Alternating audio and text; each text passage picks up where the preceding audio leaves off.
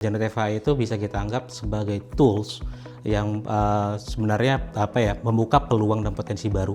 Sebenarnya kelebihannya itu ya secara performa dia unggul di multilingual sebenarnya. Dia support 29 plus bahasa termasuk bahasa Indonesia. Even beberapa bahasa daerah yang umum seperti bahasa Jawa, bahasa Sunda, dia bisa. Ya, dia juga bisa mengerti akan hal itu. Itu dia tahu konteksnya dan dia akan mencoba menjawab menggunakan bahasa daerah tersebut. Kita juga bisa mendeploy Qwen model ini di atas inferencing platform Alibaba yang Alibaba miliki sebenarnya.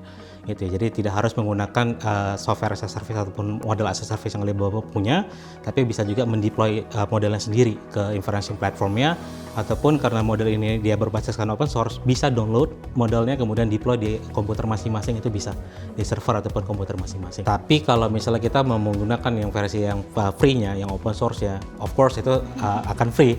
Itu misalnya kita mau deploy model yang kecil, yang ukurannya kecil di laptopnya kita masing-masing, kita gunakan, itu bisa sebenarnya. Gitu. Jadi kayak kita ngambil berapa persen otak dari Qwen, taruh di laptopnya kita gitu, kita install, itu juga bisa dilakukan gitu. Jadi kan Alibaba Cloud ini meluncurkan generative AI yang dinamakan dengan Qwen 2.5 gitu ya Mas Nanda. Nah, tapi sebelum kita berbicara lebih jauh tentang apa sih si Qwen 2.5 itu, yang jadi pertanyaan Arya adalah apa sih si Qwen model itu Mas Nanda? Jadi sebenarnya Alibaba Cloud sendiri memiliki model generative AI-nya, yaitu yang kita namakan sebagai Tongyi Qianwen atau singkatnya sebagai Qwen model ya. Dan dia merupakan open source model yang kita punya, dan ada juga beberapa model yang kita komersialkan juga dari Alibaba itu sendiri. Dan beberapa turunannya juga kita memiliki, itu seperti Qwen VL, itu untuk image ataupun video understanding. Kemudian kita ada Qwen Audio untuk melakukan audio understanding, dan kemudian kita juga ada multimodal generative capabilities seperti One AI, seperti itu. Dan Qwen sendiri kita juga memiliki beberapa vertical domain model yang biasanya sudah kita fine tune untuk spesifik domain tertentu seperti mathematical problem gitu ya, dan namanya Qwen Math, dan Qwen Coder itu untuk coding atau spesifik untuk engineering sih, seperti itu. Di Indonesia kan banyak sekali alternatif dari generative AI gitu yang sudah kita kenal. Itu kan ada ChatGPT, kemudian ada Gemini, kemudian ada DeepSeek juga gitu. Nah, termasuk ini kalau misalkan Alibaba dia punya Qwen. Nah, yang jadi pertanyaan adalah apakah sebuah generative AI itu bisa mendukung transformasi digital gitu, Mas? Jadi gini, kalau misalnya kita ngobrol mengenai transformasi digital, itu ada 3 aspek yang sebenarnya kita mesti perhatikan, yaitu engagement, experience, dan efisiensi.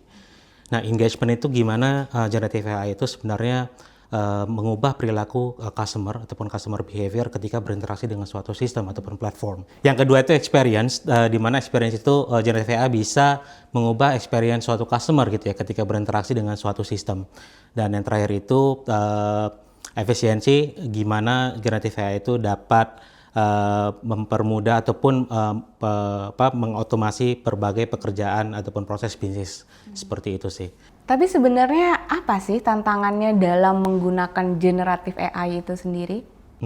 Jadi sebenarnya tantangan dalam penerapan dari generative AI ya, terutama itu dari sisi etika dan keamanan. Bagaimana caranya kita bisa memanfaatkan AI untuk kebaikan bersama, gitu ya. Karena AI bisa saja digunakan untuk kejahatan itu, misalnya deepfake gitu ya. Banyak sekali saat ini orang menggunakan deepfake untuk membobol bank misalnya, atau membobol eKYC dan sebagainya. Dan yang kedua itu dari sisi adopsi AI itu sendiri gitu ya. Banyak perusahaan yang mereka memiliki set of problem, set of use cases, tapi mereka sedang melakukan proof of concept, gimana caranya bisa mengadopsi AI untuk kebutuhannya mereka sebenarnya. Dan yang terakhir itu tentunya berhubungan sama creative industries, terutama yang generative capabilities tadi ya, yang saya bilang di awal tadi ya, kepemilikan dan hak cipta gitu ya. Karena AI itu dia belajar melalui set of data training kan sebenarnya kan ya. Dan terkadang ya mungkin Mbak realize banyak AI di luar sana yang karakteristiknya mengambil dari karakteristik yang secara umum gitu digunakan. Misalnya seperti Pixar, art style yang seperti apa, dan AI bisa meniru itu. Itu. Nah, itu sekarang masih di gray area sebenarnya kalau misalnya kita ngomongin masalah kepemilikan dan hak cipta sih.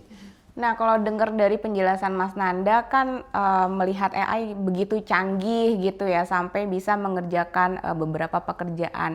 Dan ini juga menjadi kekhawatiran bagi terutama masyarakat Indonesia gitu karena banyak yang berpikiran, aduh ntar kerjaan gue bisa hilang nih gara-gara AI. Nah, sebenarnya yang saya ingin tanyakan ke Mas Nanda, apakah AI itu bisa menggantikan peran manusia? Ya, menurut saya sih tentu saja tidak ya Mbak ya, karena generative AI itu bisa kita anggap sebagai tools yang sebenarnya membuka peluang dan potensi baru gitu ya. Dan AI itu adalah alat yang dapat membantu kita untuk mencapai suatu tujuan tersebut gitu ya, atau hal tersebut. Ya, bukan untuk menggantikan posisi manusia sepenuhnya sih. Oke, kita kembali fokus untuk membicarakan soal si Qwen 2.5 itu sendiri. Nah, Mas Nanda, sebenarnya gimana sih caranya kita untuk menggunakan Qwen 2.5 ini dan gimana sih menerapkannya di dalam platform atau sistem? Oke, jadi untuk menggunakan Qwen 2.5 sebenarnya opsinya itu banyak ya dari Alibaba Cloud. Kita tuh sangat fleksibel. Kita memiliki beberapa deployment options, kita bilangnya deployment options gitu ya, untuk mengakses si modelnya itu sendiri. Yang pertama itu dengan menggunakan platformnya Alibaba sendiri, kita punya namanya Alibaba Cloud Model Studio.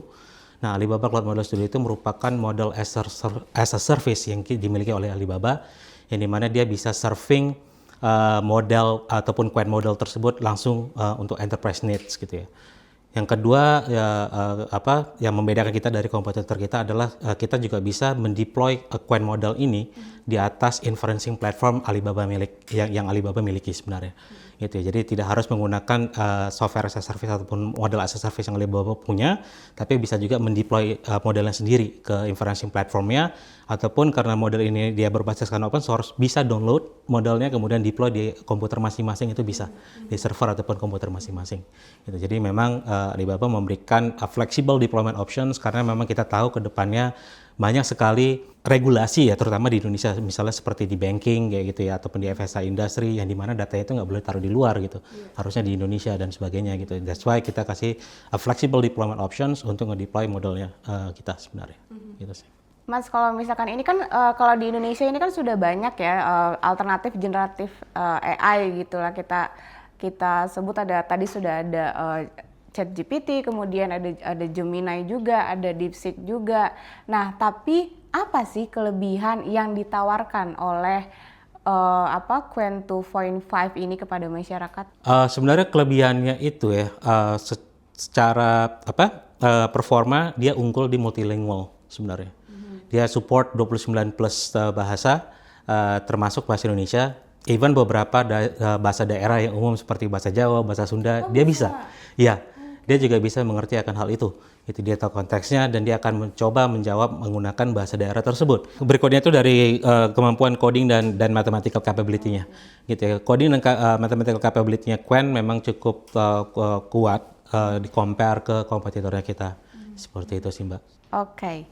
Dan dari generatif AI ini kan sebenarnya kita melihat ada sisi kemudahan dari penggunaan generatif AI dalam penggunaan dan juga memudahkan pekerjaan manusia sebenarnya. Nah, tapi ada juga nih kekhawatiran dari publik gitu terhadap si generatif AI ini ya, yaitu soal keamanan datanya. Nah, mungkin dari Mas Nanda bisa dijelaskan bagaimana keamanan data, atau mungkin bisa memastikan bahwa si Qwen 2.5 ini sudah memiliki keamanan data yang baik begitu, Mas? Oke.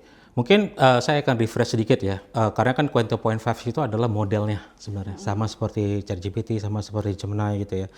Mungkin saya akan refresh how we serve the model sebenarnya gitu kan, untuk digunakan.